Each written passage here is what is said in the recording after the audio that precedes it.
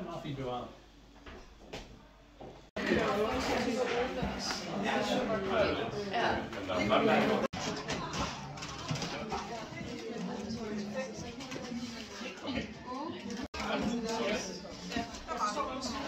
Ja, jeg brugte det til sidst.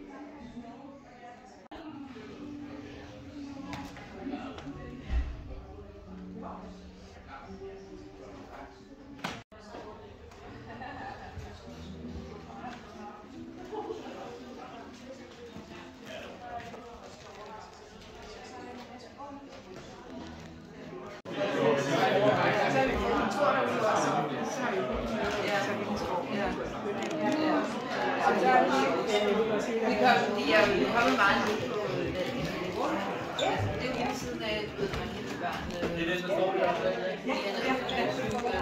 Ja, vi kommer meget rundt på det. Jeg var lidt sådan her.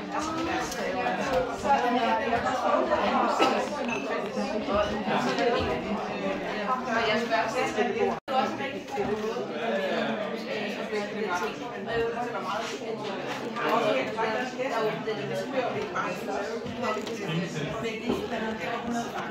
Det er slet ikke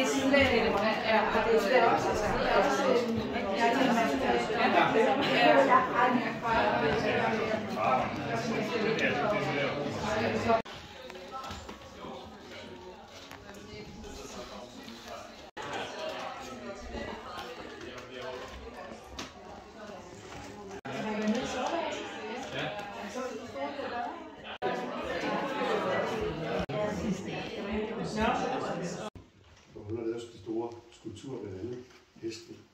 Så rejste de rundt, de blev forelsket i Paris, så rejste de straks ned til Grækenland og så på kunst. Og det synes jeg er meget romantisk. Og Carl Nielsen, han blev så grebet af Grækenland, så han tog ned senere hen, så skrev han en ode til solen. Og så møder han en kapelmester fra Østrig. Og de tager op i bjergene i Tyrkiet. Og de har købt nogle underlige hatte, der findes fantastiske fotografier. Og så har de købt nogle store cigarer. Men de kan ikke få ild i dem. Så derfor så tager de deres pistoler og skyder ild i dem. Så nu skal vi starte med at føre jer ind i den verden, det billede der. Så nu er vi i Tyrkiet simpelthen med Carl Nielsen og hans østrigske ven, som lige har fået ild i cigarerne ved at skyde kanonslag.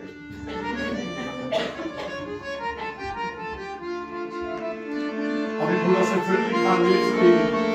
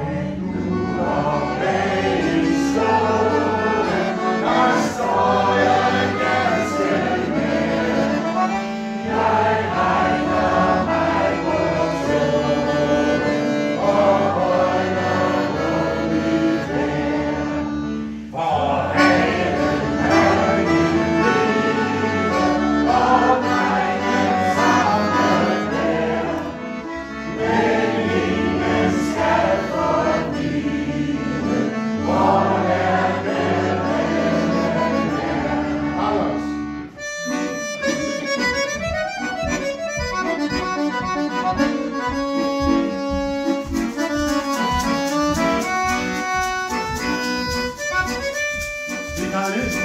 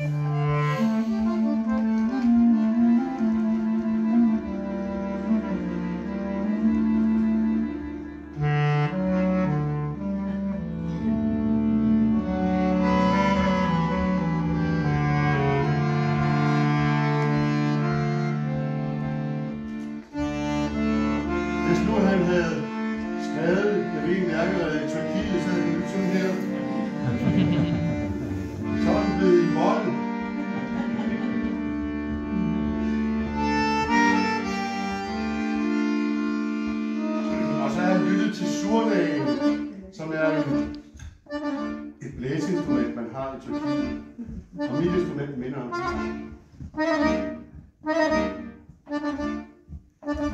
Så nu er det den samme melodi. Carl Nielsen sidder i Tyrkiet. Han har røget cigarer, skudt med en pistol. Han har drukket rigeligt med tyrkisk vin. Og nu skriver han den samme melodi.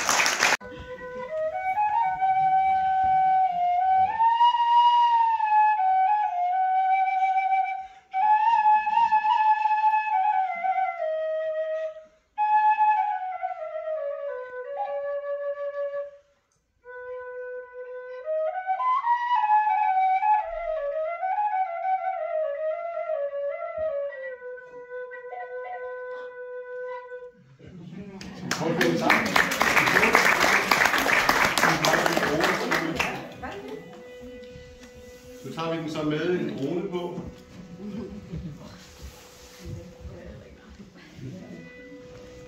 Teksten til den her sang, Underlige aftendufte, den er jo skrevet med en hjemlængsel, men den er så skrevet i Harzen, det er ikke så meget eksotisk. Og det er ikke på en busrejse, vil jeg sige, men det er det. Men jeg følte i hvert fald, at der var langt hjemme, da jeg stod der i Ramallah, så nu kan I høre arabisk fløjte med en Carl Nielsen-melodi, og så en underlig harmonika.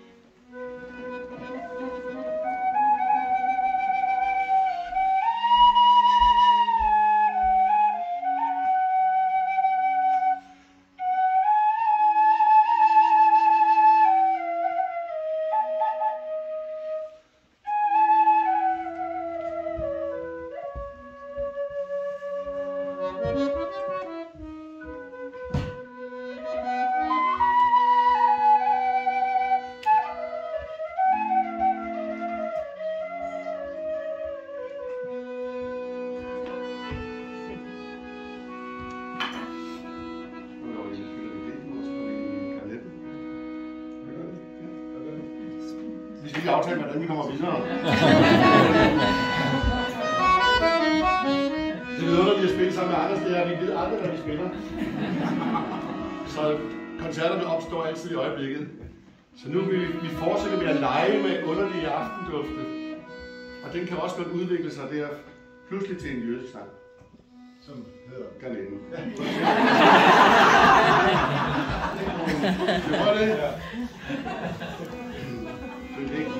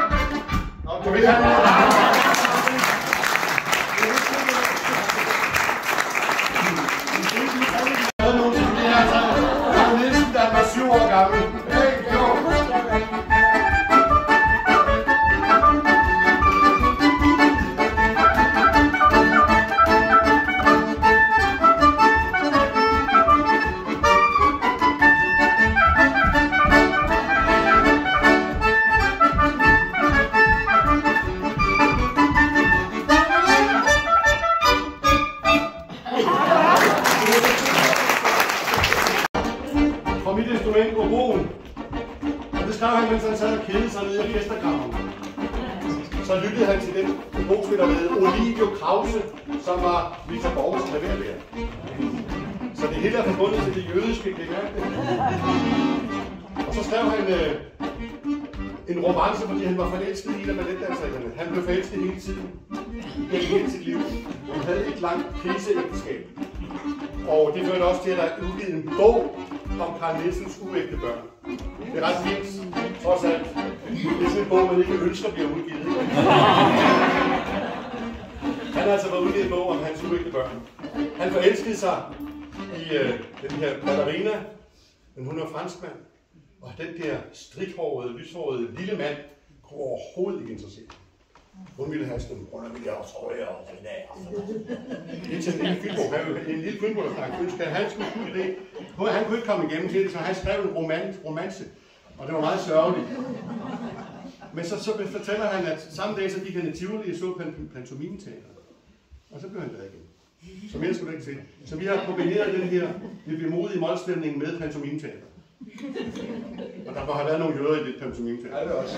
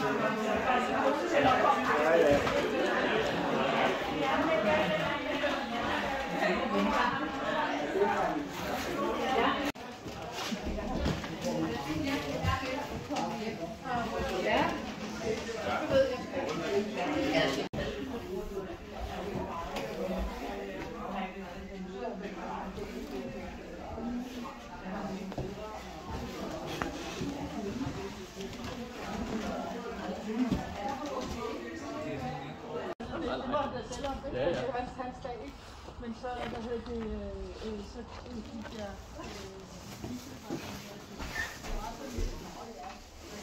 lidt tilbage. Ja, ja.